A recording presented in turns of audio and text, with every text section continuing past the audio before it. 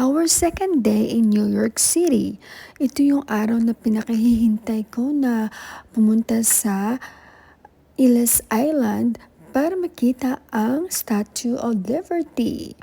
Ito na nga at nakasakay na kami sa boat papunta sa Ellis Island at makikita ko na finally itong ayan, ang Statue of Liberty na makikita mo lang sa pelikula, makikita mo lang sa TV, and finally, nakita ko na nga ang itong lugar na to na dati lagi ko nakikita sa TV, lagi ko nakikita sa pelikula, sa movie.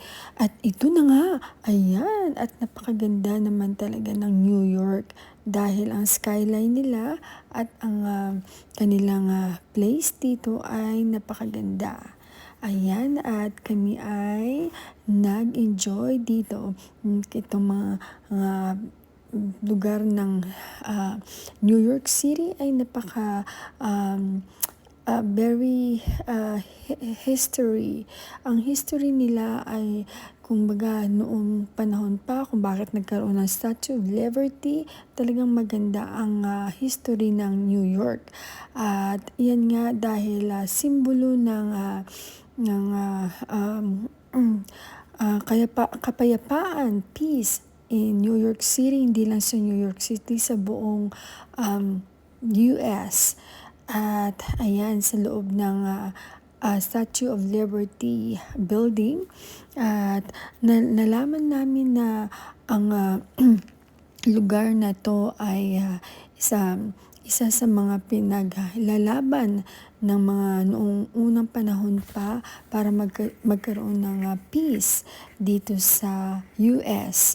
At itinayo nga ang Statue of Liberty at thank God dahil sa peace at nagkasundo sila. At thankful naman at magandang araw namin talaga. Walang ulan, hindi mainit, kadamdaman at itong aming tour guide. Itong lalaki na to ang nag-tour guide sa amin. Marami kami sa boat at siya ang nagturo sa amin kung bakit nga ba may Statue of Liberty at itong dinala niya kami dito sa Ellis Island. At ito na nga ang malaking face na to. Hindi ko alam kung ano yan. Basta merong history yan. Ito na nga, nasa skyline kami. At ito naman, Brooklyn Bridge. At ang Brooklyn Bridge ay nakikita ko lang dati din sa pelikula. At ang pelikula ng Brooklyn Bridge ay maraming mga movie at mga artista na laging nagpa-picture dito sa Brooklyn Bridge. And finally, ang lahat ng halos na pangarap ko ay natupad. Ito din ang pizza ng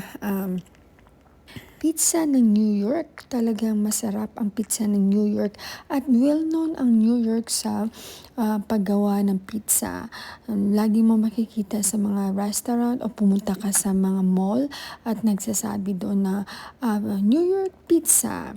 At finally, natikman ko na ang pizza ng New York. Ito yung iba't ibang pizza ng New York. Naku, masarap dahil nag-enjoy kami sa aming lunch after naming pamamasyal sa Brooklyn Bridge. Dumiretso kami dito sa pizza, New York pizza. Ayan, at masarap naman talaga ang New York pizza. At saka iba-ibang style ng pizza dito sa New York. Dito mo lang makikita sa Brooklyn Bridge ang masarap na pizza sa New York. Ayan, ito ang Brooklyn Bridge sa New York City. At nag-enjoy kami ng aking asawa at ang aking anak. Ito nung taon na to ay 2022.